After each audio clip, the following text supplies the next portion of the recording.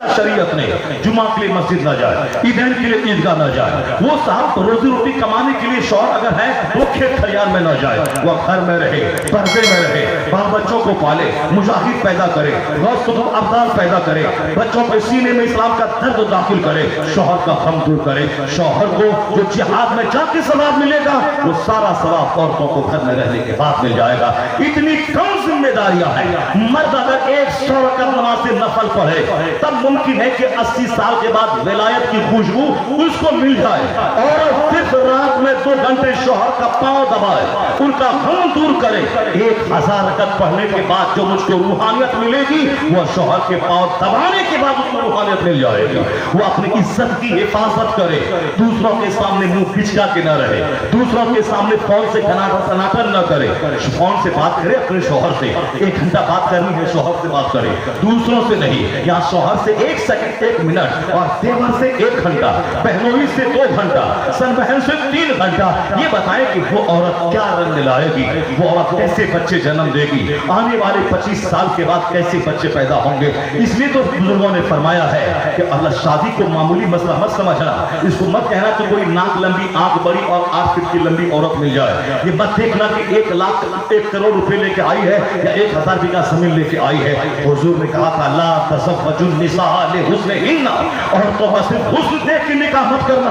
حضور نے فرمایا تھا کہ تنکح المرأة لأربع، لمالها ولجمالها ولحسبها ولدینها فاظفر بذات الدین۔ مصطفیٰ نے کہا تھا عورتوں سے نکاح میں 4 چیزوں کو دیکھا جاتا ہے جنرلی، عورتوں کا حسن، عورتوں کا مال، عورتوں کا خاندان، عورتوں کا دین۔ مصطفیٰ کہتے ہیں فاظفر بذات الدین، میں تم کو کہتا ہوں کہ تم دین والی عورت کو ترجیح دینا۔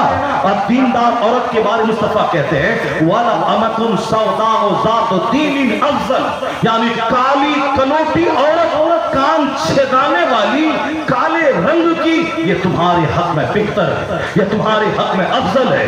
چونکہ کالی کلوٹی اگر وہ دیندار ہے تو تمہارے لیے ہزاروں گنا بہتر ہے، چونکہ حسن عورتوں کو تباہ کر دیتا ہے، مال کا گھمنڈ شوہروں کا نافرمان بنا دیتا ہے۔ اعلیٰ خاندان سے اگر کوئی کمینہ جڑ جائے تو اس جڑنے سے عزت میں اضافہ نہ ہوگا، ساری زندگی سسرال والوں کے نزدیک یہ ذلیل ہی ٹھہرے گا۔ اگر نہیں تو یقین آ جائے کوئی نقاب، کوئی جولہا، کوئی پٹھان، کوئی سید کے یہاں شادی کر کے دیکھ لے، ساری زندگی اس خاندان کے لوگ اسے جولہا، نقاب، جولہا، نقاب کہتے ہوئے اس کی ساری غیرت کو دفن کر دے گا۔ اس لیے حسب و نسب عورتوں کا دیکھ کے شادی کرنا کہ میری عزت میں اضافہ ہو جائے گا، نہیں، عزت بڑھتی ہے اپنے عمل سے ملتی ہے، تقوی سے ملتی ہے، اپنے کیریکٹر سے ملتی ہے، اپنے کردار سے ملتی ہے۔ عزت آدمی کو اپنے رتبے منصب سے ملتی ہے، اپنی ایبیلٹی کیپیسٹی سے ملتی ہے۔ اپنے پاس زیرو ہیں، دوسروں کا پچھلگو بن کے چاہے کہ اس خاندان سے جڑ جائے تو عزت مل جائے، نہیں عزت ملے گی، زندگی بھر ذلیل ہوگا۔ اس لیے حضور نے کہا ہے صرف حسن دیکھ کے شادی مت کرنا، صرف مال دیکھ کے شادی مت کرنا، صرف خاندان حسب و نسب دیکھ کے شادی مت کرنا، دیندار عورت دیکھ کے شادی کرنا۔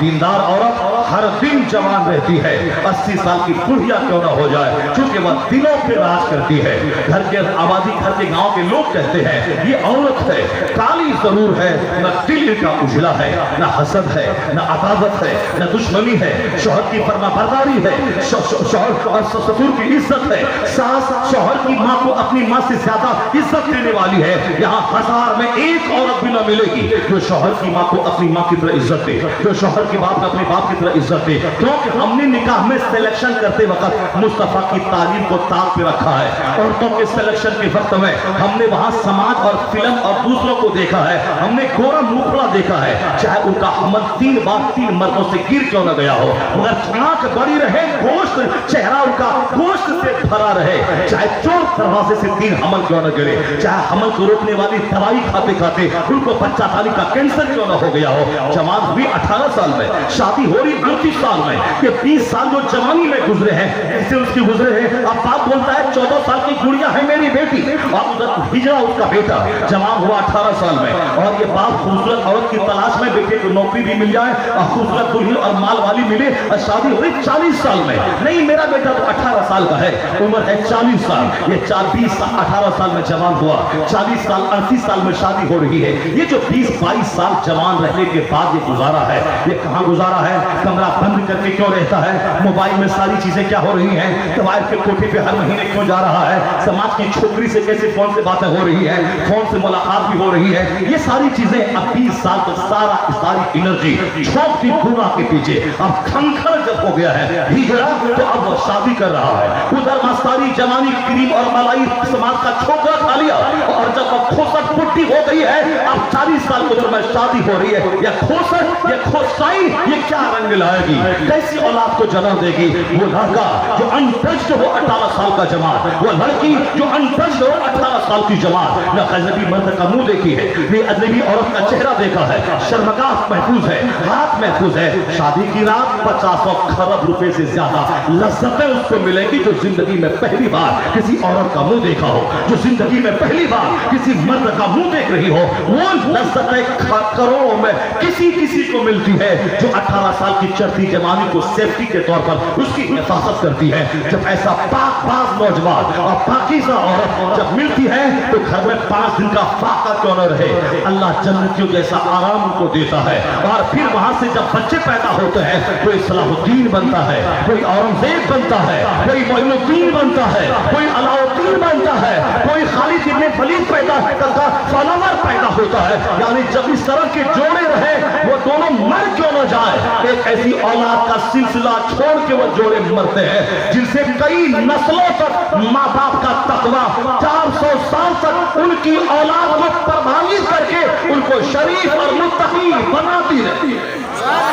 एक दिन दो दिन नहीं, अगर किसी का बाप शराबी गलंधर हो, पापी हो, तो उसके बदकिरदारी के जरासीम कई नस्लों को तबाह करते हैं। और अगर बाप मुत्तकी साले परहेजगार हो तो फिर उसके हुस्न आमान के पॉजिटिव असरात कई नस्लों तक मुतासिर करते हैं, उस नस्लों को फायदा पहुंचाते हैं। मैं आपसे कहना चाहता हूँ, औलाद ही बिगड़ जाए तो दौलत को चाटेंगे क्या? जब बेटी ही बिगड़ जाए तो मकान बना के चाटेंगे क्या? जब औलाद ही पर खत्म हो जाए तो क्या करेंगे आप? इसलिए मकान खरीदने से ज्यादा अपनी औलाद पे तवज्जो दीजिए। मकान बनाने से पहले औलाद को इल्म सिखाइए, अदब सिखाइए, और कड़ी नजर 24 घंटे उस पर रखिए और वक्त पे शादी दिला दीजिए। 38 साल का वेट नहीं करना है, 25 साल का इंतजार नहीं करना है, बल्कि 18 साल के बाद लड़का हो या लड़की फौरी 18 से 21 के बीच में शादी करा लें। कसम खा के कहता हूं कि 50% ज़िनाकारी सिर्फ इसी उम्र में शादी करा देने से समाज की खत्म हो जाएगी। और इस पर इत्तेफाक है लोगों का, दुनियावी दानिश्वरों का भी, पॉलिटिकल लीडर तो हटाइए, साइंसदानों का, हुक्मा का, दानिश्वरों का। इस्लाम तो कहता ही है, बुखारी की हदीस में आया है, हुजूर ने फरमाया है कि जो बच्चा जवान हो जाए, जो बच्ची जवान हो जाए, जल्दी से शादी करा दे।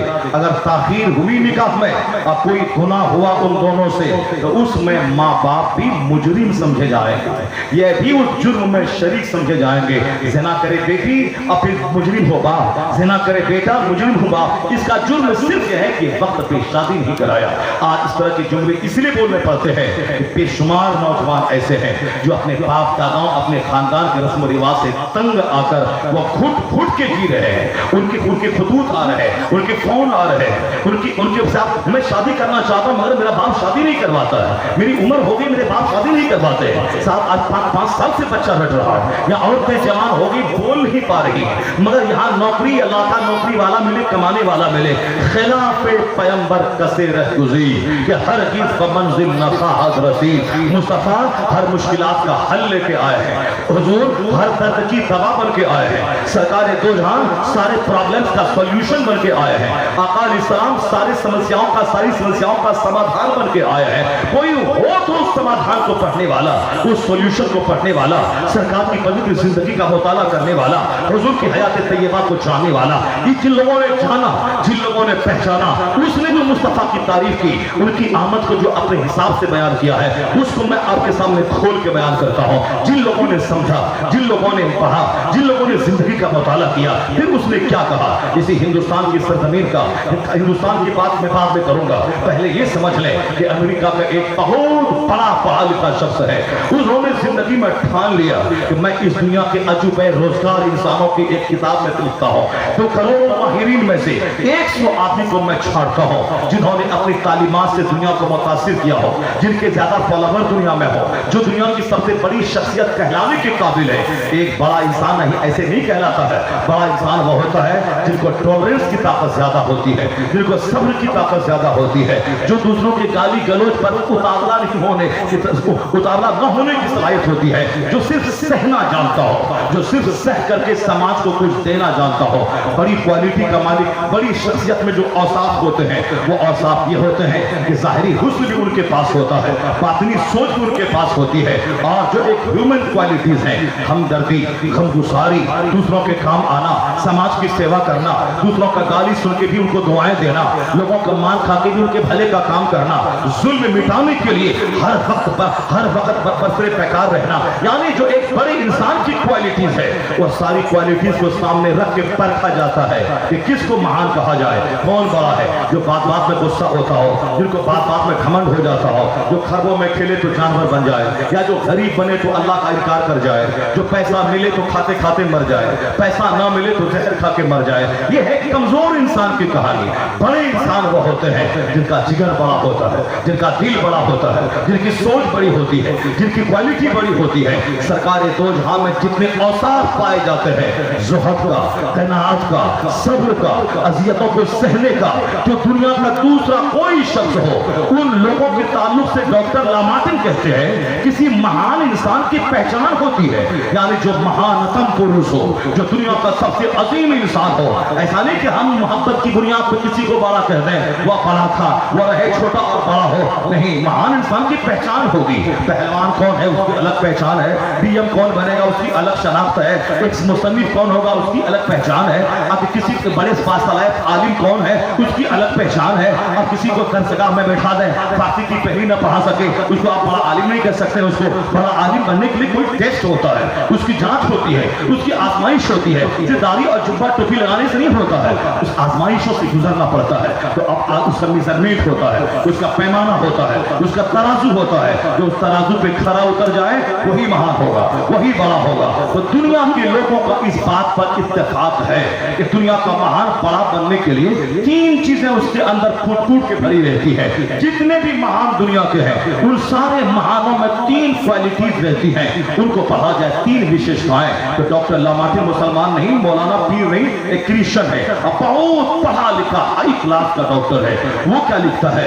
वो लिखता है कि लॉफ्टीनेस of purpose, shortness of means and astounding result. वो कहता है अपने हिसाब से कि greatness of purpose, लॉफ्टीनेस of purpose, यानी मकसद की बुलंदी। दुनिया का कोई भी महान इंसान होगा, उनका मकसद हमेशा बड़ा होगा।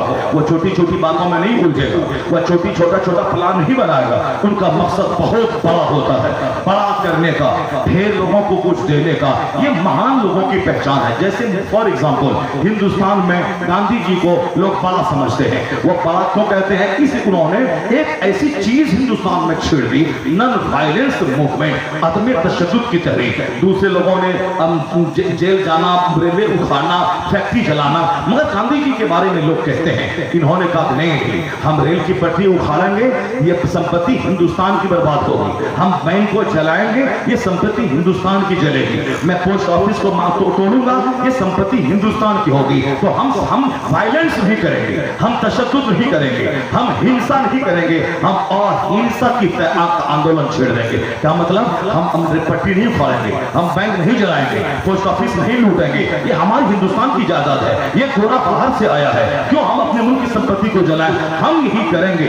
इन गोरों का कपड़ा नहीं पहनेंगे, इन गोरों का सामान ही इस्तेमाल करेंगे, इन गोरों का प्रोटेक्शन ही इस्तेमाल करेंगे, हम अपने मुल्क का सामान इस्तेमाल करेंगे, हम इन गोरों का प्रोडक्शन नहीं खरीदेंगे।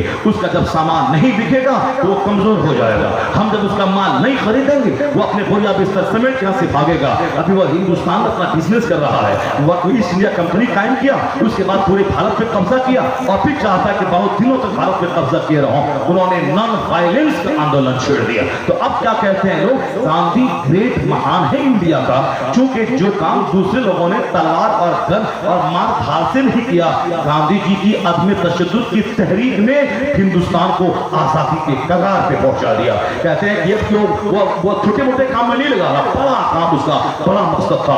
उसी के लिए मीटिंग करना, हिंदुस्तान का दौरा करना, अंग्रेजों के पास जाके बातें करना, अफ्रीका में वकालत करना, यानी बड़ा आदमी बड़ा एम लेके चलता है। ये मैंने एक बात बता दी ताकि हमारे बच्चे हमारे जवान भी समझ जाए। बड़ा आदमी का मकसद से पहला काम एक ग्रेटनेस ऑफ पर्पस, यानी मकसद उसका बड़ा होता है।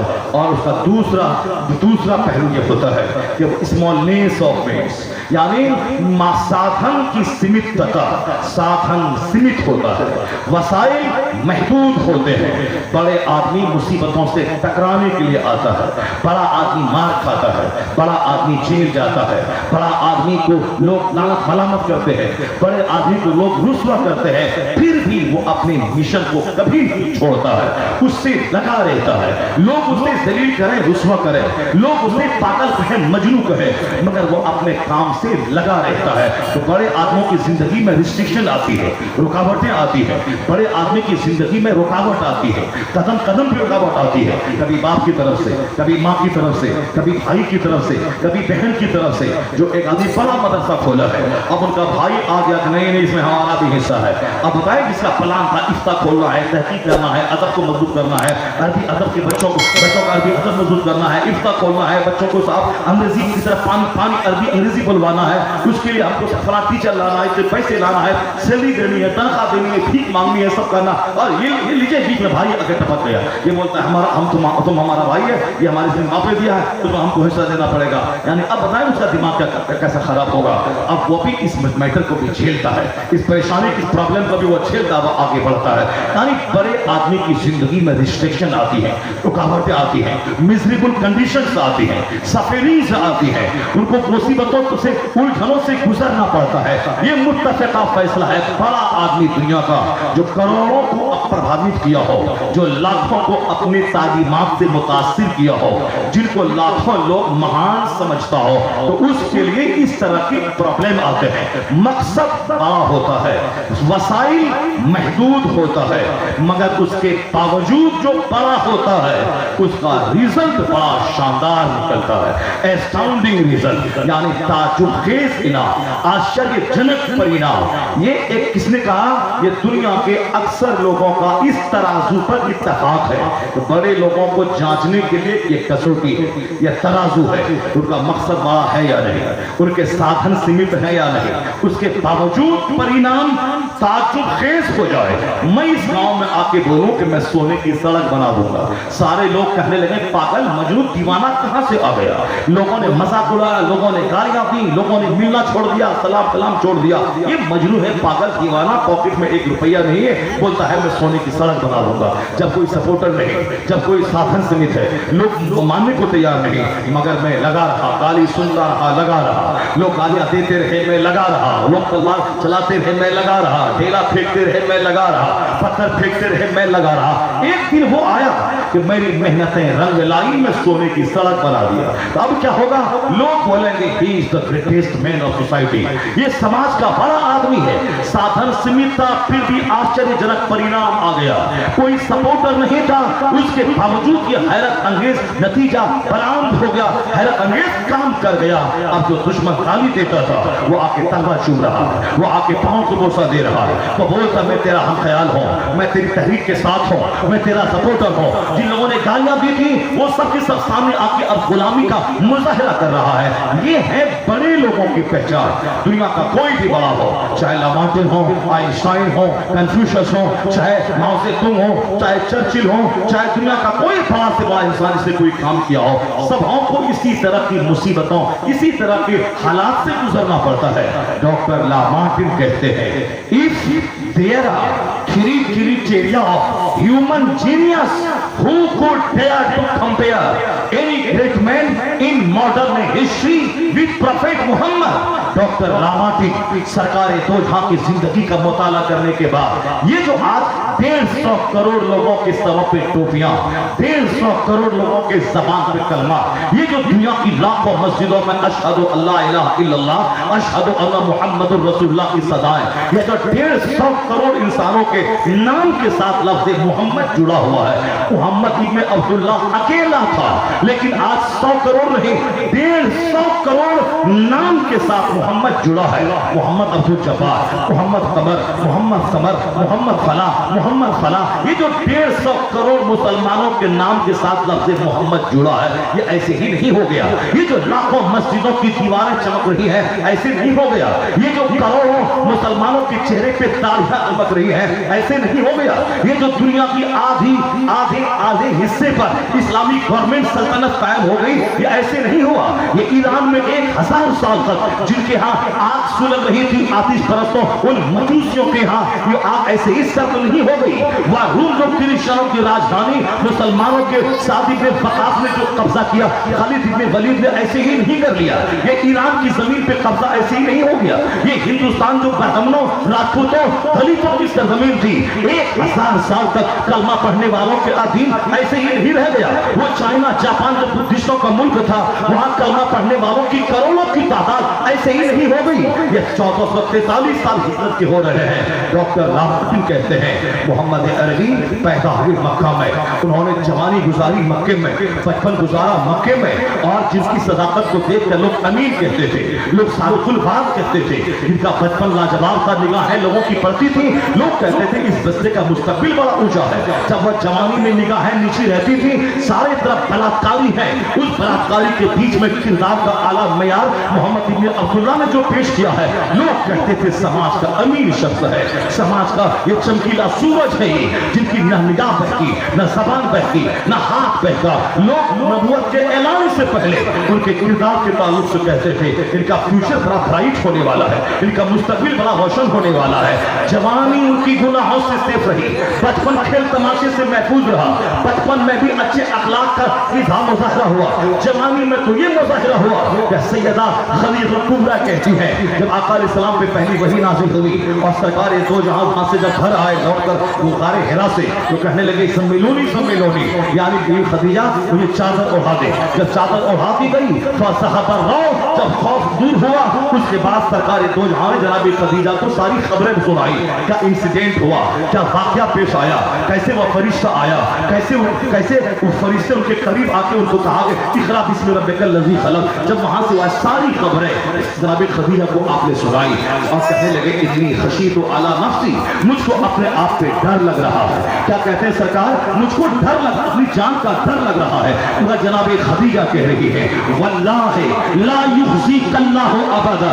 उस वक्त हुजूर ने नबूवत का ऐलान नहीं किया है, वो तो पहली वही नाज़िल हुई है। उस हालत में हुजूर जनाब खदीजा के पास आए हैं। सरकार दो जहां के जिस्म में कपकपाहट थी, कहा चादर डाल दे। जब चादर डाल दी गई तो खौफ दूर हुआ। उन्होंने खबरें बताई कि गारे हिरा में कैसे वह फरिश्ता आया, कैसे वह मुझको दबाया, कैसे पढ़ने के लिए कहा।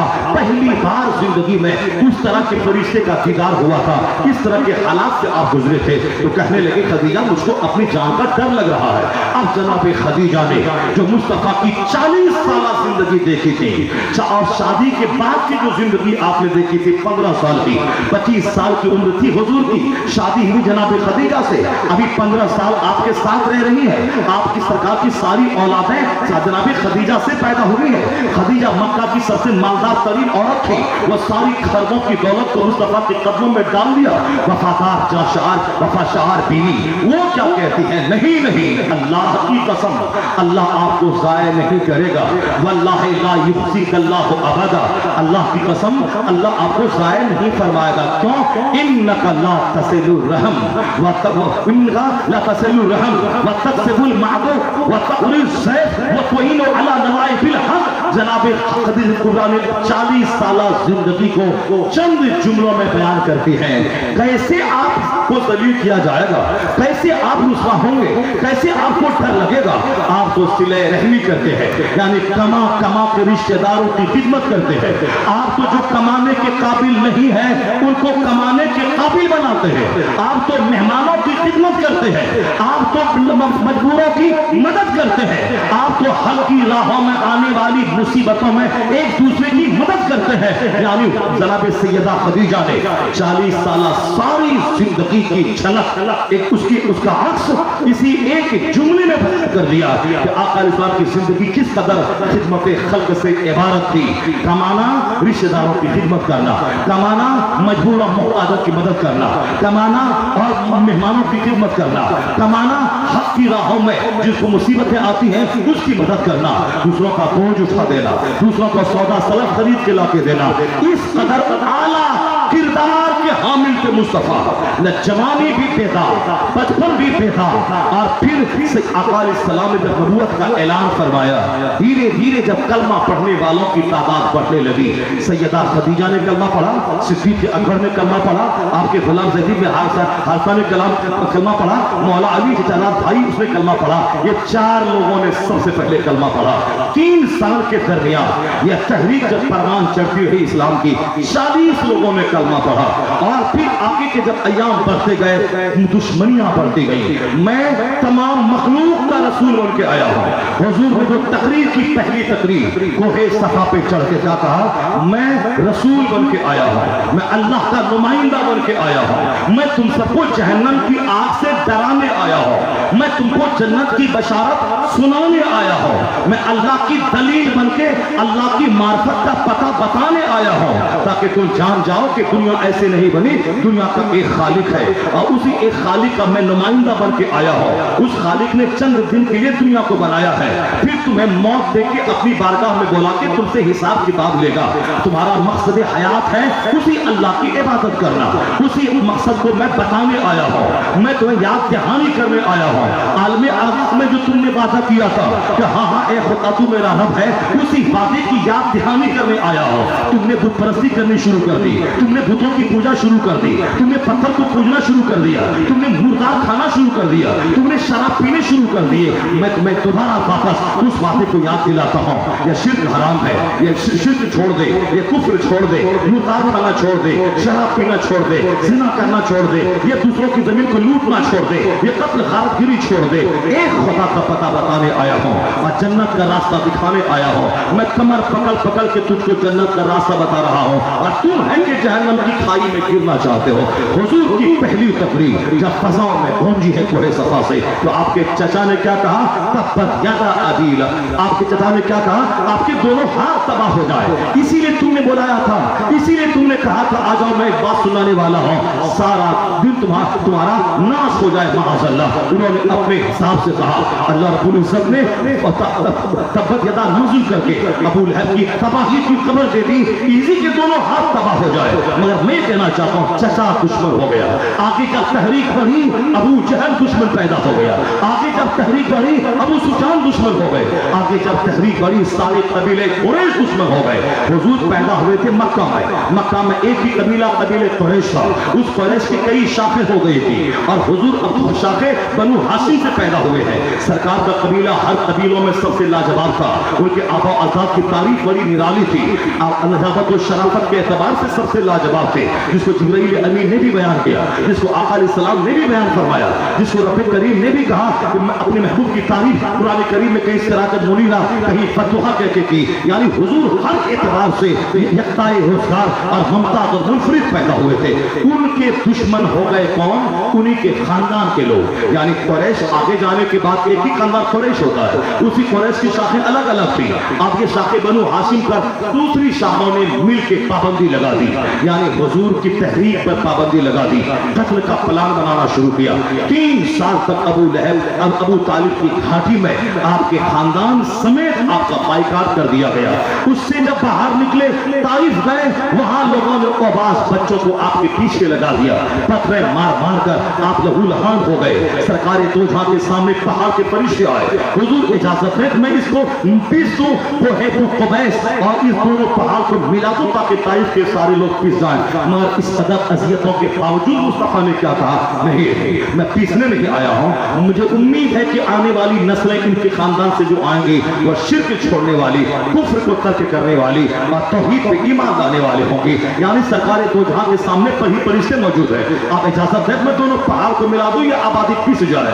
कोई दूसरा शख्स होता तो किस कदर उस दुश्मनी का बदला लेता, जिनके हाथ में ताकत है कि दोनों पहाड़ को मिला दे तो सारी आबादी पिस जाए, मगर नहीं। आका फरमाते मैं पिसने नहीं आया हूँ, मुझे उम्मीद है कि इनकी नस्लों से बच्चे पैदा होंगे जो ईमान लाएंगे, हक पहचानेंगे, जो कुफ्र और शिर्क से बचेंगे, वहां से लौट के मक्का आ रहे हैं, अपना वतन है।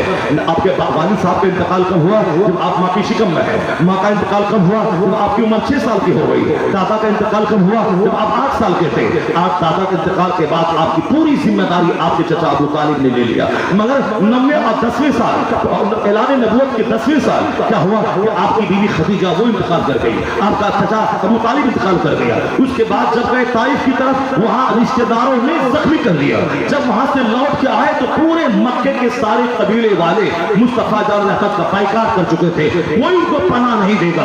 जिनके आबा अजदाद सरदार थे कुरैश के, अबू तालिब जब तक रहे किसी को हिम्मत न हुई, मगर उनके विसाल के बाद ये मुसीबत आ गई कि सरकार दो को कोई पनाह देने को तैयार नहीं मक्का में।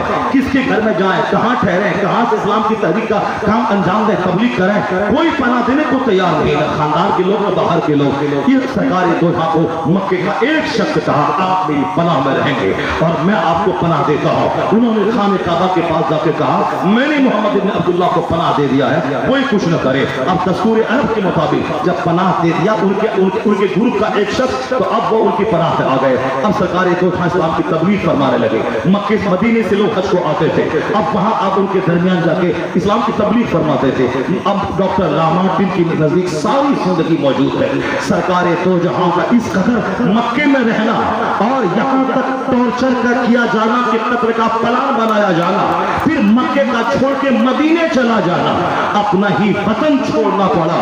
कैसा दर्द था उस जुमले में जब सरकार मक्का छोड़ के मदीना जा रहे थे और ऊंची जगह पे खड़े होकर खाने काबा को देख कर कह रहे थे ए काबा कितना प्यार है तुझसे मुझको, ये मेरा खुदा जानता है। अगर यहाँ के लोग मुझको नहीं निकालते मैं यहाँ से नहीं जाता। ये बुखारी की हदीस में किस कदर दर्द भरा जुमला मुस्तफा का मौजूद है। हर काम के पीछे हिकमतें होती हैं और हुजूर की हिजरत के पीछे भी लाखों हिकमतें हैं, करोड़ों हिकमतें हैं। हिजरत अपने वतन में आदमी रह के जो काम नहीं कर पाता वह दूसरी जगह जाके बड़ा काम कर पाता है। हिजरत करने से, वतन छोड़ने से माल भी बढ़ता है, तिजारत भी बढ़ती है और ज्यादा वसी जमीन का तहरीक को आगे बढ़ाने के लिए मिल जाती है। आज भी जो लोग घर में रह गए वो घर की मुर्गी दाल बराबर हो गए, जो अपने घर से बाहर निकल गए वो साहब कोई मुफक्किर बन गए, कोई मुहद्दिस बन गए, कोई बड़ा ताजिर बन गया, कोई कहीं का लीडर बन गया, कोई कहीं का बड़ा बिजनेसमैन इंडस्ट्रियलिस्ट बन गया। हिजरत में बरकत है, वतन छोड़ने में बरकत है। यहाँ का मौलवी अगर बोले मस्जिद का इमाम बन के, लोग बोलेंगे मेरे सामने पैदा हुआ, इसका बाप फ्रांस के छावनी छावता था, फला के खेत में मजदूरी करता था और ये बड़बोलेपन से काम ले रहा है, ये नहीं होगा। हाँ वही आदमी दूसरे गांव में चला जाए और दूसरे गांव कोई मजदूर का बच्चा यहाँ इमाम बन के आ जाए, यहाँ उसका लोग हाथ चूमेंगे, पेशानी चूमेंगे, पाँव चूमेंगे, घर पे लाएंगे, दावत करेंगे, चाहे उसका खानदान कमजोर कर रहा हो, मगर चूंकि वो दूसरे गांव का है, इसके गांव का वहां इज्जत पाता है, उसके गांव का यहाँ इज्जत पाता है। ये दूसरे लोगों के लिए, कमजोरों के लिए है। लेकिन जो अपने वतन में इज्जत पा जाए, वतन में हाथ पांव जिनके दस्तबुसी की जा रही हो, ये तो बहुत बड़ी बात है और ऐसा बहुत कम कैसे आता है। अक्सर यही होता है, यहाँ का आदमी यहाँ इज्जत पा गया, वहाँ का आदमी यहाँ इज्जत पा गया। इस पूरे जोन में मारवाड़ी गुजराती, गुजरात से आके किशनगंज पे, सिलीगुड़ी पे, पूर्णिया कटिहार पे, जो बड़े शहर है सब मारवाड़ी गुजराती आए।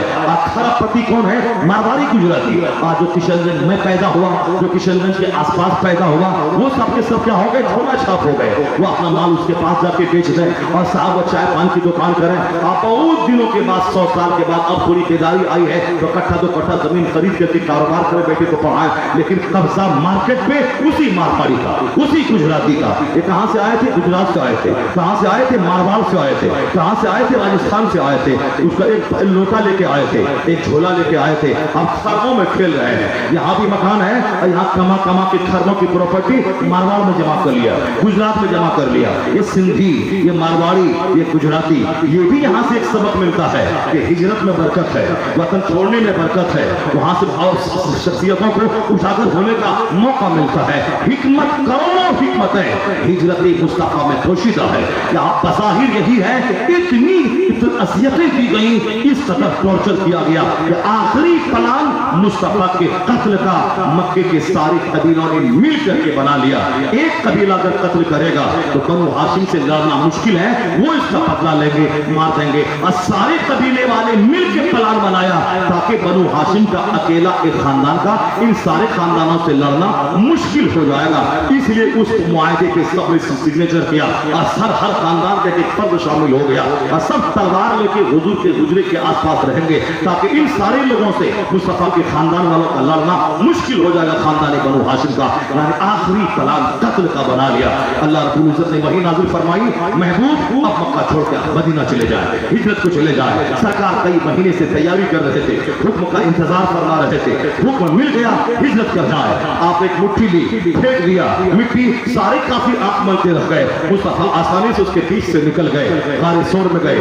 3 دن وہاں قیام فرمایا پھر وہاں سے مدینہ کا رخ کیا مدینے میں چونکہ اسلام پہنچ چکا تھا جو حج کے موسم پہ لوگ آتے تھے ایک بار 70 لوگ ایک بار 12 لوگ اس طرح سے بیت عقبہ ثانیہ اس طرح ہوا وہاں اسلام پہنچ چکا تھا جب وہاں کا شاندار استقبال مدینے میں ہوا مدینے میں گھر گھر میں اسلام پہنچ چکا تھا آقا علیہ السلام کی وہ عزت افزائی پذیرائی ہوئی کہ طلع البدر علینا کی سطحیں بلند ہونے لگی ابو ایوب انصاری کے گھر آپ کا قیام ہوا مسجد نبوی کی تعمیر ہوئی پھر وہاں سے دین کا کام شروع ہوا مدینہ اسلام کی راجدھانی بن چکا تھا مگر مکہ کے لوگ وہاں بھی چین سے نہیں رہتے تھے ہجرت کے دوسرے سال میدان بدر میں ابو سفیان نے وہاں ایک جنگ چھیڑ دی آقا علیہ السلام نے ان کا پیچھا کیا شدید جنگ ہوئی اسلام کی پہلی جنگ جس میں 70 کافر مارے گئے 70 کافروں کے سرغنہ مارے گئے اور قیدی بنائے گئے پہل اس نے کیا تھا اپنی طرف سے صرف ڈیفینس تھا اور پہل اس نے کیا تھا اور جب میدان بدر میں شکست ہوئی تو ان لوگوں نے غسل جنابت کرنا چھوڑ دیا قسم کھا لیا نہائیں گے نہیں جب تک کہ اپنے باپ دادے کا بدلہ نہیں لے لے سال بھر تیاری ہوئی مدینے کے قریب 4 کلومیٹر دوری احد پہ آ کر کے وہاں کے بڑے بڑے سرغنہ جس میں خالد ابن ولید بھی شریک تھے ابو سفیان بھی شریک تھے یہ وہ لوگ جو کلمہ نہیں پڑھے تھے وہ سارے کے سارے آ گئے شدید جنگ ہوئی اگرچہ پہلے مسلمان جیت گئے لیکن حضور کی تعلیمات کی تھوڑی سی مخالفت صحابہ کرام نے بظاہر اپنے حساب سے مخالفت نہیں تھی مگر مخالفت ہی کہی جائے گی حضور نے کہا تھا جنگ جیتیں یا ہاریں تمہیں یہ طرح نہیں چھوڑنا ہے وہ تیر اندازوں کو آپ نے مسلط کر دیا چاہے ہم جنگ جیتیں یا ہاریں تم کو اس جگہ نہیں چھوڑنا ہے مسلمان جنگ جیتنے کے قریب جیت گئے مال غنیمت کافی مال چھوڑ کے بھاگنے لگے مسلمان مال غنیمت پہ قبضہ کرنے لگے اب کافی بھاگ گیا جنگ ختم ہو گئی اب مال ہم لے جب ان لوگوں نے دیکھا کہ جنگ ختم ہو گئی ہم لوگ جنگ جیت گئے کافی سب بھاگ رہے ہیں یہ لوگ بولا اب یہاں کھڑا رہنا ضروری نہیں ہے چونکہ جنگ ختم ہو گئی ہم جنگ جیت چکے ہیں اس لیے اب ہمیں بھی جا کے مالی غنیمت لینا چاہیے ان لوگوں نے جب وہ جگہ چھوڑ دی تو خالد ابن ولید جو ان کا کمانڈر ان چیف تھا جو بعد میں سیف اللہ بنے مسلمان ہوئے صحابی رسول بنے اور بہت نمایاں کارنامہ انجام دیا مدعو جنگ میں کافر کی طرف سے کمانڈر بن کے آئے تھے انہوں نے جب دیکھا کہ یہ درہ خالی ہے پیچھے سے فوج کا ایک دستہ لے کر اٹیک کیا ایسا خطرناک حملہ کیا جو مال غنیمت لینے میں لگے تھے مسلمان 70 صحابہ کرام شہید ہو گئے آقا علیہ السلام کے ہونٹ مبارک زخمی ہو گئے سرکار کے دندان اقدس شہید ہو گئے ایک کڑی اس قدر اندر جا کے چھپ گئی عبد الرحمن ابن عوف نے جب دانت سے ان کو نکالنا چاہا تو ان کے 2 دانت شہید ہو گئے سرکار دو جہاں زخموں کی تاب میں لا کر پہاڑ میں ایک گڈھے میں زمین پہ آ گئے جب اس ہر طرف کافروں نے شور مچا دیا کہ اسلام کے پیغمبر شہید ہو گئے ان کو مار دیا گیا معاذ اللہ مسلمان مایوس ہو گئے سب بھاگنے لگے کوئی زبردست خماسان کی جنگ لڑنے لگے جب سرکار ہی نہیں رہے تو میں رہ کے کیا کروں گا اسی میں مولا علی تھے جو شدید حملہ کیا کافروں پہ تلواروں کو کافروں کو پھاڑتا ہوا تلواروں کے بل پہ سرکار کے پاس پہنچ گئے دوسرے صحابی نے جب دیکھا حضور یہاں گڈھے میں ہے کہا سرکار یہاں ہے تو حضور نے اشارہ کر کے کہا کافروں کو میری موجودگی کی خبر مت بتاؤ یہ سب کچھ ہوا بعد میں سارے کافر بھاگے مسلمانوں نے ہمت سے کام لیا مگر 70 صحابہ شہید ہو چکے تھے دوسرے سال اب پھر تیسرے چوتھے سال غزوہ خندق میں پھر خیبر میں یعنی مدینہ کے جو 10 سال تھے میدان جنگ میں اور مکہ کے جو 13 سال تھے وہ مصیبتوں میں گزر گئے لیکن ڈاکٹر لامارٹن کہتے ہیں انہی مصیبتوں میں اسلام کیسے مسکراتا رہا انہی سادھن کی سمت تکا میں وسائل کی محدودیت کے باوجود مکہ مدینے میں جب آئے 7 سال کے بعد 1400 مجاہد کا ایک دستہ لے کے عمرہ کرنے گئے کافر نے راستہ روک دیا ایک معاہدہ ہوا واپس وہاں سے آ گئے معاہدہ کافروں نے آگے سال توڑ دیا پھر سرکار دو جہاں 12 12,000 का लश्कर जरार लेकर फतेह मक्का करने के लिए चले गए।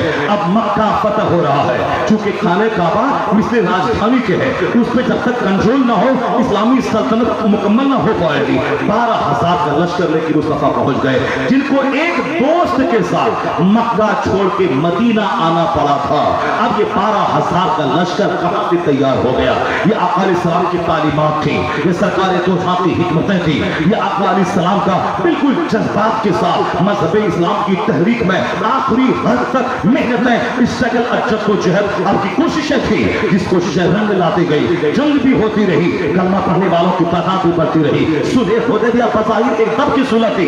उसके बाद ऐसा हुआ कि काफिर ने खुद ही तोड़ा, फिर क्या हुआ? इस्लाम का एक ऐसा दरिया फूटा, सोता फूटा कि काफिर फौज तक पहुंच आके इस्लाम कबूल करने लगे। और जब मक्का फतह हुआ तो हुजूर अलैहिस्सलाम के पास 12,000 की फौज है, सारी खुटों को निकाल के बाहर किया गया। खाने काबा की छत पे जनाब बिलाल ने अजान दिया। अब सारे मक्का के मुजरिम सामने मौजूद है। कौन? जो रास्ते में कांटे बिछाया था, कौन जो सरकार के गले में चादर डाल के खींचा था, कौन जो हुजूर की पूंछ पर, पुष्ट मुबारक पर ऊंट की ओढ़नी डालकर खूब कहता मार के हंसा था। हुजूर सजदे से सर नहीं उठा पा रहे थे। कौन? कायनात का मालिक व मुख्तार, अरब व अजम का ताजदार, जो नूरुल अला नूर है, जो माँ की गोद में थे, चांद जिनकी उंगली पे गर्दिश करता था। ये सारे इख्तियारात, सब सारी महबूबियत के बावजूद ये जो कुछ भी मुसीबतें मुस्तफा ने सही हैं, इसलिए ताकि इस्लाम क़यामत तक इस्टेबल हो जाए। वरना जादू की छड़ी हटा ऐसे कर देते और सारे काफिर कलमा पढ़ लेते, सारे काफिर मर जाते। अगर ऐसा घुमा करके सबको मार देते तो आज इस्लाम नजर नहीं आता। हुजूर ने वो सारा काम किया है, वो सारा दर्द सहा है, वो सारी मुसीबतें उठाई हैं, जो सरकार का गुलाम क़यामत तक उठा सके, इस तहरीक के लिए कर सके, इस तहरीक में जरूरत पड़े तो मकान छोड़ सके, जरूरत पड़े वतन छोड़ सके, जरूरत पड़े भूखा रह सके, जरूरत पड़े मार खा सके, जरूरत पड़े बाल बच्चे को कुर्बान कर सके। तो सरकार दो जहां ने प्रैक्टिकल वे में वो सारा काम करके दिखला दिया। सिर्फ मोजज़ा नहीं दिखलाया, चांद के 2 टुकड़े हो गए ताकि लोग जाने कि मैं अल्लाह का नबी हूँ। सूरज पलट आया ताकि लोग जाने कि मैं जादूगर नहीं, मैं अल्लाह का नबी हूँ। लेकिन बाकी दूसरा काम, यह 3 साल 3 दिन नहीं होता है। मैं 3 दिन यहाँ भूखा रहूं तो मर जाऊं और आदमी उलझन में आकर के टोपीदारी सब खत्म कर ले, लेकिन 3 दिन नहीं 3 साल तक आका अलैहिस्सलाम को अबू तालिब की घाटी में कैद रहना पड़ा। बच्चे जब रोते थे तो मक्का की पहाड़ियां उड़ जाती थी, वहां चमड़ा को गला के सरकार दुधा के खानदान के लोग खाते थे। चूंकि वो पैकाट ऐसा था कि कोई सलाम कलाम नहीं करेगा, कोई रिश्तेदारी नहीं करेगा, कोई खाने का सामान वहां तक नहीं पहुंचाएगा। इस तरीके से तंग आकर के मुस्तफा वादा कर लेंगे कि अब हम काम नहीं करेंगे इस्लाम का। इसीलिए उन लोगों ने जबरदस्त पाबंदी लगा दी थी। अब कोई खाना पानी नहीं जाएगा, वो वहां से आके सामान खरीदना चाहेगा, कोई सामान उनके हाथ में नहीं बेचेगा, कोई रिश्तेदारी नहीं करेगा, कोई उनसे बातचीत नहीं करेगा। जब बच्चे रोने लगे, पहाड़ियां गूंजती थी मक्के की, बच्चों के रोने की वजह से दरख्त के पत्ते वालों खाते थे, चबा गला के खाते थे। ऐसे ही इस्लाम नहीं पहुंचा है, ऐसे ही हर जगह इस्लाम का झंडा बुलंद नहीं हो रहा है, ऐसे ही मोहम्मदी अरबी के नारे हर जगह पे नहीं लग रहे हैं। वो उन दिनों को याद करें तो पता चलेगा सरकार ने हिकमत के साथ, मसलहत के साथ ग्रेजुअली धीरे धीरे मक्का ही मेरा देते सारा काफिर मर जाता। जैसे आपने मिट्टी उठा के फेंक दिया और सारे काफिर आंख मलते रह गए, आप हाथ से निकल गए, इसी तरह सारा काम कर लेते, मिट्टी फेंक के सारा काफिर मर जाता, आप आराम से रहते। मगर फिर ये रात के वक्त में छुप के वहां से निकलना, गारे शोर में 3 दिन रहना, फिर वहां से मदीना जाना, फिर मदीने में जंग थोपे तो फिर जाके जान हथेली पे के साहबे कराम के साथ उनके पास जाके लड़ना, और फिर वहां अपने लोगों का शहीद हो जाना, सरकार का जख्मी हो जाना। ऐसा नहीं कि 1 साल में छड़ी घुमा दे सब काफिर मर जाए, सारे लोग कलमा पढ़ के मोमिन बन जाए। नहीं, 23 साल तहरीक। डॉक्टर लामाटी मुसलमान नहीं है, वो काफिर है, क्रिश्चियन है। वो क्या कहता है? मकसद बड़ा हो तो इनसे बड़ा भी कोई मकसद होगा। पैगंबर आज़म का मकसद था दुनिया के घर घर में इस्लाम पहुंचेगा, हर मुल्क में इस्लाम पहुंचेगा। अब मेरे बाद कोई पैगंबर नहीं आएगा। जनाब आदम इस्लाम पहले इंसान, पहले पैगंबर, उनके बाद पैगंबर का सिलसिला जारी रहा। जनाब नूह आए, जनाब इब्राहिम आए, जनाब यूसुफ आए, जनाब याकूब आए, जनाब मूसा आए, जनाब ईसा अलैहिस्सलाम अला नबीना व अलैहि तस्लीम आए। सारे 1,24,000 कमोबेश पैगंबर आए। उन लोगों के साथ क्या हुआ? किसी का फॉलोवर 2 आदमी रहा, किसी का फॉलोवर 12 आदमी रहा। वो 12 आदमी भी आखिर वक्त में साथ छोड़ के भाग गया। यहाँ तक कि किसी पैगंबर के घर में आग लगा दी गई, किसी पैगंबर को अपना वतन छोड़ना पड़ा। जब वो वतन छोड़ रहे थे उनके पास उनकी सिर्फ 2 बेटियां थी, जनाब लूत अलैहिस्सलाम अलैहिस्सलाम जब उनकी कौम पे अजाब नाज़िल हुआ, वो उस कौम से निकले, सिर्फ आपकी दो बेटियां आपके साथ थी, एक बीवी थी, वो भी काफिरों के साथ मर गई क्योंकि उनका दिल काफिरों की तरफ माइल था। जनाब नूह अलैहिस्सलाम जब उनकी कौम ने झुठलाया, सिर्फ 8 लोग या 80 लोग आपके साथ आपकी कश्ती में थे, बाकी सारी दुनिया तबाह हो गई। जनाब ईसा अलैहिस्सलाम को बमुश्किल तमाम 12 लोग मिले, वह 12 भी आखिर वक्त में साथ छोड़ के निकल गए। जनाब यहया अलैहिस्सलाम को कौम ने झुठलाया तो उनको उन पर लोगों ने आरा चला दिया। जनाब ज़करिया अलैहिस्सलाम को उनकी कौम के लोगों ने कत्ल कर दिया। यानी यह पैगंबरों का अंजाम हुआ। कुरान शरीफ में अल्लाह फरमाता है, या हसरतन अलल इबाद मा यातिहिम मिन रसूल इल्ला कानू बिही यस्तहज़िऊन। अफसोस है बंदों पर, अफसोस है इंसानों पर कि जब भी मेरा कोई रसूल इनको समझाने गया, जन्नत की बात बताने गया, लोगों ने उनका मजाक उड़ाया, लोगों ने उनकी हंसी उड़ाई। ठीक है, जनाब नूह अलैहिस्सलाम की हंसी उड़ाई गई, उनकी कौम मर गई, फिर उसके बाद दुनिया आबाद, फिर दूसरे पैगंबर आ गए। जनाब मूसा अलैहिस्सलाम को उनको कौम में तकलीफें दी, उसके बाद फिर दूसरे पैगंबर आ गए। अब जनाब ईसा अलैहिस्सलाम के बाद कोई नबी नहीं आया। 571 साल के बाद पैगंबर आज़म मक्का में ज़ाहिर हुए, आखिरी नबी है। खुतबत नबियून मुझ पर नबूवत खत्म हो गई, अब मेरे पास कोई नबी नहीं आएगा। मा काना मुहम्मदुन अबा अहदिन मिन रिजाल वलाकिन रसूलुल्लाह व खातमुन नबी। अब ये नबी आखिरी नबी बन के आ गए, ये किसी मर्द के बाप नहीं, अल्लाह के रसूल आखिरी नबी बन के आ गए, अब कोई नबी नहीं आएगा। इसी तरह अगर होता कि 4-5 लोग आका अलैहिस्सलाम के मानने वाले होते या हुजूर अलैहिस्सलाम का भी लोगों ने कत्ल का प्लान बना दिया होता, ये बताएं कि दुनिया के भूभाग पे ये करोड़ों ईमान वाले मुसलमान कहां से नजर आते, ये दुनिया में इस्लामी सल्तनत कहां से कायम होती, फिर लोग अदल और इंसाफ का जलवा कहां से देखते, और दुनिया में जालिमों को शिकस्त मिली और हक वालों को गलबा हासिल हुआ, ये नजारा लोग कैसे देखते। हक वाले गालिब रहते हैं और बातिल रुस्वा होते हैं। अगर मक्का के लोगों मुसलमानों को अल्लाह गालिब नहीं करता, ये दुनिया कैसे जानती या हक कैसे गालिब हुआ, बातिल कैसे मगलूब हुआ, मुसीबतें सहने वालों को इनाम का मिला, इन काफिरों को इनके से रुसवाई कैसे आई। ये आसान की बहारें, नमाज की बहारें, मदरसों की बहारें कैसे नजर आती। इस्लामी सल्तनत, इस्लामी आर्मी, इस्लामी जुडिशरी, इस्लामी फौज, इस्लामी सल्तनत, ये सारी बहारें कैसे आती। इन सारी बहारों को मुस्तफा के हाथों पे फाइज होना था, इन सारी बहारों के जलवे हुजूर के हाथों आने थे। हुजूर के बाद कोई पैगंबर नहीं आएगा, अब इस्लामी सल्तनत भी होगी, खूबसूरत मज़ारे भी होंगे, मदारिस की बहारें भी होंगी, करोड़ों कलमा करने वाला भी होगा, काफिरों को रुसवाई भी होगी। इस जमीन पे खुदाई सल्तनत का यानी इस्लामी कानून का राज दुनिया देखेगी। और यह सारा काम मुस्तफा के हाथों बाकी था, इसलिए अल्लाह ने मजहब इस्लाम को हुजूर के हाथों ऐसा गलबा दिया और हुजूर ने सिस्टम से क़यामत तक इस्लाम के कानून को चलने का ऐसा रास्ता बताया कि आज 14 सदियां गुजर गई, सरकार तो जहां को लोगों ने तो घर से निकाल दिया था, लोगों ने तो कत्ल का प्लान बनाया था। डॉक्टर रामाफिर कहते हैं ये 8 साल के बाद ये 12,000 की फौज कहां से आई, ये 11 साल के बाद मैदान अरफात में 1,24,000 का ठाठे मारता मजमा कहां से आया, जो रात के वक्त अकेले निकले थे मक्का से, या 1,24,000 गुलाम को ऊंटनी की पीठ पर खड़े होकर ये खिताब कर रहे हैं और क़यामत तक का मंशूर अता कर रहे हैं। सरकार ने इसी दरमियान मस्जिद नबी में खिताब करके, मैदान जंग में खिताब करके, हुज्रे आयशा में खिताब करके, अपने असहाब के दरमियान बैठ करके क़यामत तक जो जो चीजें मार्गदर्शन की थी वो सारी चीजें मुस्तफा ने बता दी, अपने असहाब की जमात तैयार कर दी। उसमें मुतब्बिर कौन होगा, मुजाहिद कौन होगा, हाकिम कौन बनेगा, मुजाहिद कौन बनेगा। और उसके बाद सरकार दो का विसाल हुआ। जब विसाल हुआ ऐसा काफिर इंतजार कर रहे थे, ये ताकतवर हैं, इनके असहाब इनको देख के लड़ते हैं, ये जब इंतकाल कर जाएंगे तो फिर ये सारे लोग तब्दील हो जाएंगे, ये दिन से फिर जाएंगे, ये इनकी हिम्मत जवाब दे जाएगी, फिर मदीने की ईद से ईद बजा दूंगा। मगर सरकार ने क़यामत तक की पुख्तगी के लिए इंतजाम करवा दिया था। आपका उत्तराधिकारी जानशी सिद्दीक़ अकबर जब पहला खलीफा बने तो सरकार दो जहां ने उनको जो पिलाया था उसका मुजाहिरा हुआ। 2 साल में इस्लाम कमजोर नहीं हुआ, मजबूत होता चला गया। सिद्दीक़ अकबर का जब विसाल हुआ, फारूक आजम 10 साल के लिए उस कमान को संभालते हैं। अब तक जो इस्लाम अरब में महफूज था, फारूक आजम की अदालत, उनका हुस्न इंतजाम, हुस्न तदबीर, उनकी बहादुरी, उनकी तवानाई, उनकी फौज को मुनज़्ज़म करने का सलीका ने इस्लाम को ऐसी मजबूती अता कर दी कि अरब से बाहर निकलकर इस्लाम ईरान میں قدم رکھ دیا, عرب سے باہر نکل کے روم پہ قبضہ ہو گیا. عثمان غنی ان کے 10 سال کے بعد, شہادت کے بعد جب خلیفہ بنے, 12 سال تک شاسن کیا. اس دور میں اسلام عرب اور روم سے نکل کر قسطنطنیہ یعنی افریقہ کی وادی, یورپ کی وادی میں قدم رکھ چکا تھا. حضرت مولا علی 6 سال تک عثمان غنی کی شہادت کے بعد اس کو کمان کو سنبھالے رہے. اس درمیان میں اسلام اسٹیبل ہوتا رہا.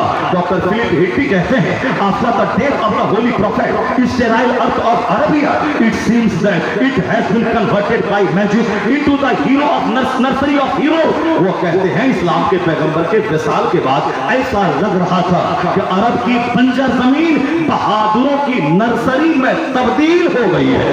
حضور کے وصال کے بعد ایک صحابہ اندر سے سلطنت کرنے کے قابل, رولر بننے کے قابل, ایڈمنسٹر بننے کے قابل, بغیر ٹریننگ کے شاندار جنگی مجاہد بننے کے قابل. اس لیے وہ کرسچن بولتا ہے اسلام کے پیغمبر کے وصال کے بعد لگتا ہے کہ عرب کی زمین جادوئی طور پر وہاں کے ہیرو بہادروں کی نرسری میں تبدیل ہو گئی ہے. جو جہاں جس علاقے میں جاتا ہے فتوحات اس کے قدم چومتے ہیں. وہ ملک میں اسلام کی عظمت کا جھنڈا گاڑ دیتے ہیں. حضرت مولا علی کی شہادت کے بعد ان کا بیٹا حسن 6 مہینہ رہا. ان کے بعد وہ ظالم و جابر یزید حاکم بنا.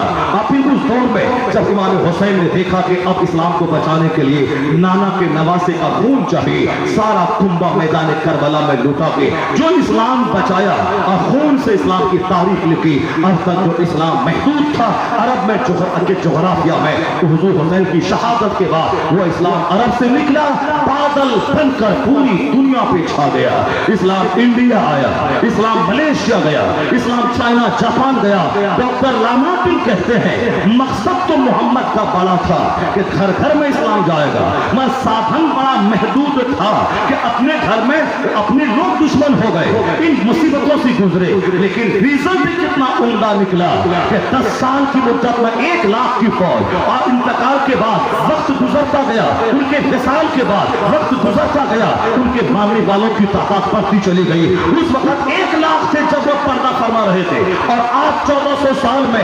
150 کروڑ کی تعداد میں جب دنیا میں مصطفیٰ کا غلام پھیلا ہے, تو ڈاکٹر لامارٹن کہتا ہے مقصد بڑا ہے, ذریعہ محدود ہے.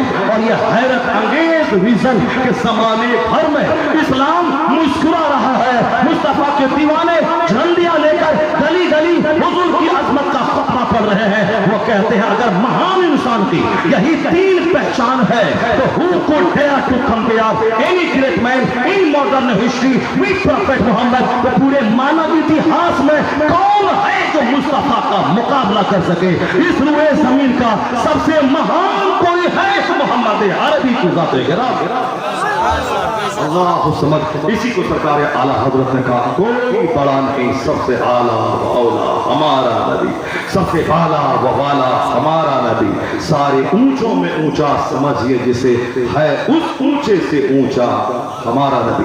باتیں اس کمپیوٹر میں بہت ساری ہیں, لیکن جو کہ ان باتوں کو سمجھنے اور ٹولریٹ کرنے کی عادت ہم لوگوں میں نہیں ہے, کیونکہ ہم لوگوں کو تو صرف آ کر کے 12 بجے تک گھیکو سننا ہے, اس کے بعد پھر گھر چلے جانا ہے, عورتوں کو میلہ دیکھنا ہے اور آ کے بھیڑ لگا دینی ہے, اور پھر بھاگ جانا ہے, اور مردوں کا آنا ہے, گھومنا ہے, بچوں کا, اور آ کے چلا جانا ہے. کیونکہ ہم اس کے عادی نہیں ہیں. جس دن عادی ہو جائیں گے اس دن آپ بولیں گے کہ نعت خوانی بند کرو, آقا علیہ السلام کی تعلیمات پہ تبصرہ کرو, اور 9 بجے تقریر شروع کرو, 12 بجے ختم کرو, تاکہ تقریر بھی ہو جائے, 5 گھنٹے کی نیند بھی ہو جائے, فجر کی نماز بھی ہو جائے.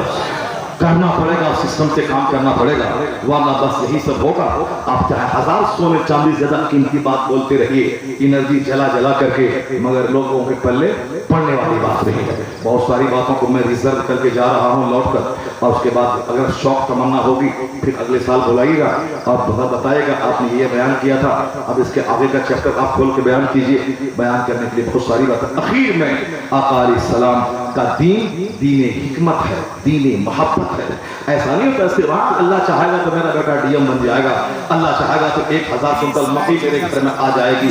کام چوروں کی طرح اور اللہ چاہے گا تو ہو جائے گا. اور اگر حضور یہی بات کہتے تھے اللہ چاہے گا تو ہم جنگ جیت جائیں گے, جبکہ قدم قدم پہ حضور یہی کہتے تھے, لیکن یہ کہتے بھی تھے زبان سے اور پریکٹیکل میں اللہ کے حکم پر عمل بھی کرتے تھے. کہ میدان بدر میں جاتے تھے, تلوار چلانے کی ٹریننگ دیتے تھے, شہادت کی بشارت سناتے تھے, جنت کی خوشخبری سناتے تھے, خود جنگ میں اپنے دوستوں کے ساتھ شانہ بشانہ شریک رہتے تھے.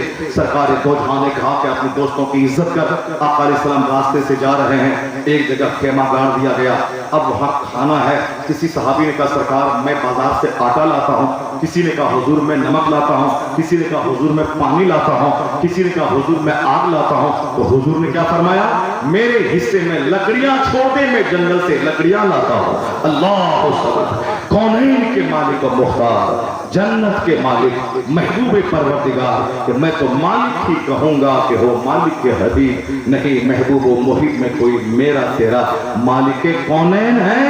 مگر کیا کہتے ہیں کہ تم آگ لاؤ گے, تم آٹا لاؤ گے, تم پانی لاؤ گے, تم گوندھ کے بناؤ گے, میں اپنے حصے میں لکڑیاں لیتا ہوں. صحابہ نے کہا سرکار نہیں, ہم لوگ غلام آپ کے, سارا کام ہم خود سے کر لیں گے. حضور کہنے لگے میں جانتا ہوں کہ تم سارا کام کر لو گے, لیکن میرا خدا ناراض ہو جائے گا جب میں اپنے دوستوں کے درمیان شان امتیاز سے الگ تھلگ بن کے بیٹھا رہوں اور میرے دوست کام کریں. تو اللہ اس بندے کو ناپسند کرتا ہے جو اپنے دوستوں کے درمیان شان سے بیٹھا دیتا ہے. میں چاہتا ہوں تیرے ساتھ مل کے کام کرو. آقا علیہ السلام کس طرح لکڑیاں چن کے لاتے ہوں گے اور کیسے صحابہ کرام کے سینے میں مصطفیٰ کی محبت بیٹھی ہوگی. عرب کا الہر, عرب کا وہ قاتل, قتل کی زبان جاننے والا گوار, الہر میں جو عرب مشہور تھا, زنا, شراب, قتل, سب بیماری تھی وہاں, لیکن ان الہروں کو اعلیٰ اخلاق کا حامل کس نے بنایا؟ یہ حضور کی مسکراہٹ, یہ حضور کا اخلاق, یہ حضور کا اپنے غلاموں کی دلجوئی, ان کے ساتھ مل کے رہنے, کام کرنے, صفوں کو سمان دینے کا جو انداز تھا, ان عرب کے الہروں کو اعلیٰ اخلاق پر فائز فرما دیا. اس لیے کہا جاتا ہے حضور کے اثر سے اس قدر وہ لوگ فیضیاب ہوئے کہ خود نہ تھے جو راہ پر اور کے ہادی بن گئے.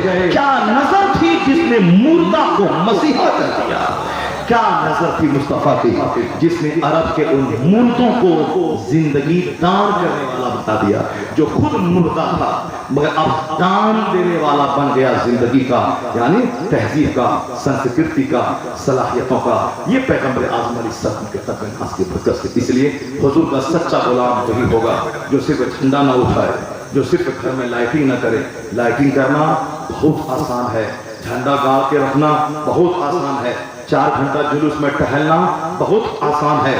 مگر حضور نے جو کہا ہے, آقا نے فرمایا ہے رکعت الفجر خیر من الدنیا وما فیہا, یعنی فجر کی 2 رکعت نماز دنیا کی ساری سلطنت, سارے سونے چاندی کے پہاڑ, ساری چیزوں سے بہتر فجر کی 2 رکعت نماز ہے. اب اس پر یقین کرتے ہوئے آدمی کو زندگی کی آخری سانس تک 5 نمازیں حضور کی آنکھوں کو ٹھنڈک پہنچانے کے لیے سرکار نے ساری زندگی نماز ادا کی اور نماز کی تاکید کی. بیماری کے ایام میں بھی اپنے دوست ابوبکر کو آگے بڑھا کر پیچھے باجماعت نماز کی پابندی کروا کے بتا دیا. روحانی طاقت قیامت تک اسلامی انقلاب فرائض و واجبات کی ادائیگی سے ملے گی. ایک طرف تدبیر بھی کرنی ہے اور دوسری طرف اللہ کی رحمتوں پہ بھرپور اعتماد بھی کرنا ہے. ادھر سے محنت جائے گی, ادھر سے خدا کی رحمت آئے گی, تو جس موڑ پہ مسلمان جائے کامیابی قدم چومے گی. صرف یہی بولنے سے کام نہیں چلے گا کہ میرا بیٹا اللہ چاہے گا تو ڈی ایم بن جائے گا.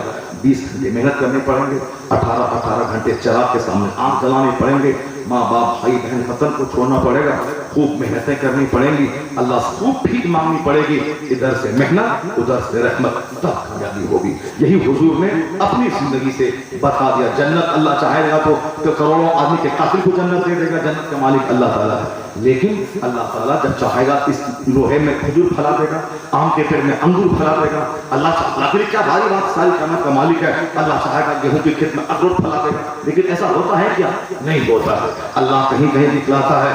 اللہ رب العزت کے ہم ایسا کر سکتے ہیں, بغیر ماں باپ کے بچہ پیدا کر سکتے ہیں, جیسے آدم السلام کو پیدا کر دیا, بغیر باپ ماں کے بچہ پیدا کر سکتے ہیں، بغیر ماں باپ کے، جیسے آدم علیہ السلام کی پسری سے جناب حوا علیہ السلام کو پیدا کر دیا، اب بغیر باپ کے بچہ پیدا کر سکتے ہیں، جیسے عیسیٰ علیہ السلام کو بغیر باپ کے پیدا کر دیا، لیکن وہ ایک آدمی کو کر کے دکھلایا ایسا میں کر سکتا ہوں۔ لیکن قانون قدرت کا کیا ہے؟ مرد الگ ہے، عورت الگ ہے، دونوں اللہ کے نام پہ نکاح کریں، دونوں ملیں پھر وہاں سے بچہ پیدا ہوگا۔